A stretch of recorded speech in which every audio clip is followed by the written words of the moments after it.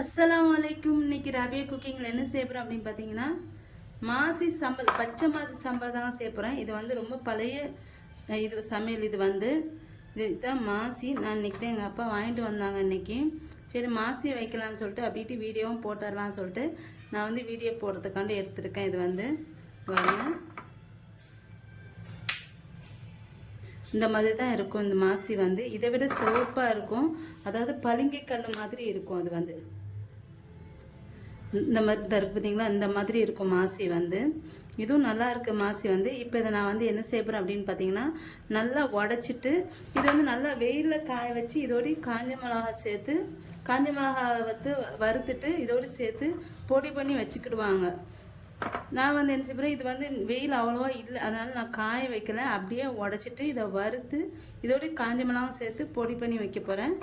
அப்படின்ட்டு மாசி எப்படி வைக்கிறது சொல்லிட்டு பார்க்கலாம். மாசி வந்து நான் இந்த மாதிரி நல்லா உடச்சிக்கிட்டேன். இப்போ இதை வந்து வறுத்து எடுத்துக்கலாம். இதை வறுத்துட்டு இதை வந்து பொடி பண்ணிக்கணும். நல்லா ஈரமாக இருக்குது இது வந்து. இப்போ நான் ஒரு பாத்திரம் வச்சுருக்கேன். இதில் வந்து இந்த மாசியை போட்டு வறுத்து எடுத்துக்கிறேன். ரொம்ப வறுக்க வேண்டாம், லைட்டாக நல்லா சூடு ஏறணும், அவ்வளோதான். அந்த மாதிரி வறுத்து எடுத்துக்கணும். இதை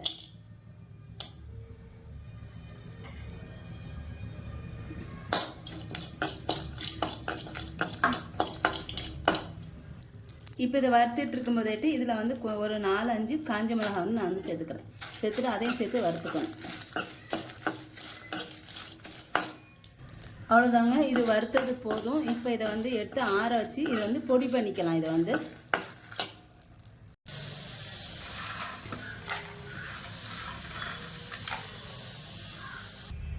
இப்போ பாருங்கள், இது வந்து நான் வந்து இந்த மாதிரி பொடி பண்ணிட்டேன். இது நான் வந்து எல்லாத்தையும் பொடி பண்ணலை. நான் வந்து இதுலேருந்து ஒரு துண்டு 3 துண்டு வச்சுருந்தேன். அதுலேருந்து ஒரு துண்டு மட்டும் எடுத்து பொடி பண்ணிவிட்டு மிச்சத்தை வந்து வச்சிடுறேன். இதை வந்து நல்லா வெயிலில் காய வச்சு பொடிச்சிக்கலாம் அப்படின்னு சொல்லிட்டு. இப்போ இது எல்லாத்தையும் எப்படி செய்கிறது சொல்லிட்டு பார்க்கலாம். அடுத்து வந்து நான் வந்து என்ன செய்யறேன், ஒரு பொடி வெங்காயம், சின்ன வெங்காயம் வந்து நல்லா பொடியாக நறுக்கியிருக்கேன். இது பெரிய வெங்காயம் போடலாம், ஆனால் பொடி வெங்காயம் தான் நல்லா டேஸ்ட்டாக நல்லா இருக்கும். அதுக்காண்டி நான் வந்து இதுக்கு வந்து சின்ன வெங்காயம் தான் சேர்க்குவாங்க. நான் வந்து சின்ன வெங்காயத்தை வந்து நல்லா பொடியாக நறுக்கி எடுத்து வச்சுருக்கேன். அடுத்து வந்து இதில் வந்து தேவையான அளவு உப்பு வந்து சேர்த்துக்கிறேன். அடுத்து வந்து இந்த மாசி பவுடர் பொடி பண்ணி வச்சுருக்கேன் பார்த்தீங்களா, அந்த பவுட்ரு வந்து ஒரு 2 ஸ்பூன் நிறைய போட்டுக்கிறேன். இதையே நல்லா கலந்து விட்டுக்கணும். கலந்து விட்டுட்டு இதில் நான் வந்து தேங்காய் வந்து சேர்த்துக்கிறேன். தேங்காய் வந்து ஒரு 2-3 ஸ்பூன் சேர்த்துக்கிறேன். ஒரு 2 ஸ்பூன் போதும். நான் வந்து 2 ஸ்பூன் சேர்த்துருக்கேன். சேர்த்துட்டு எல்லாத்தையும் நல்லா கலந்துக்கணும். இது வந்து நான் வந்து ஒரு சிலர், நிறைய பேர் இதை வந்து பச்சையாக தான் சாப்பிடுவாங்க. இது பச்சையாக சாப்பிட்றதுக்கு நல்லாயிருக்கும்னு சொல்லிட்டு. ஆனால் ஒரு சிலருக்கு வந்து இந்த பச்சை வாசனை வந்து பிடிக்காது.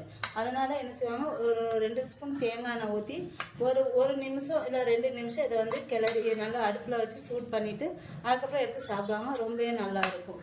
நானும் இப்போ அப்படி தான் சேர்க்குறேன். இப்போ இதில் நான் வந்து ஒரு ஸ்பூன் தேங்காய் எண்ணெய் வந்து ஊற்றிருக்கேன். ஊற்றிட்டு இதை வந்து லோ ஃப்ளேமில் வச்சுட்டு இதை வந்து அதில் சேர்த்துடலாம். சேர்த்துட்டு இது நல்லா ஒரு நிமிஷம் இல்லை 2 நிமிஷம் கிளறி விட்டுக்கோங்க. இது பச்சை வாசனை லைட்டாக போகணும், அதுக்காக வேண்டி. அடுத்து வந்து கடைசியாக வந்து பாதி லெமன் இல்லைன்னா புளிக்கரைசல். நான் வந்து புளிக்கரைசல் தாங்க ஒரு 3 ஸ்பூன் வந்து ஊற்ற போகிறேன்.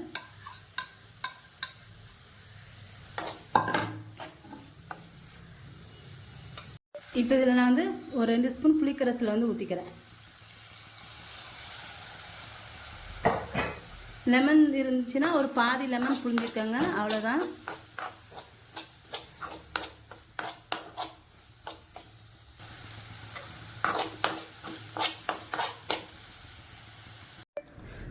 அவ்வளோதாங்க. கடைசியாக கொஞ்சம் மல்லித்தலை தூவி மாசி வந்து ரெடி ஆகிடுச்சு.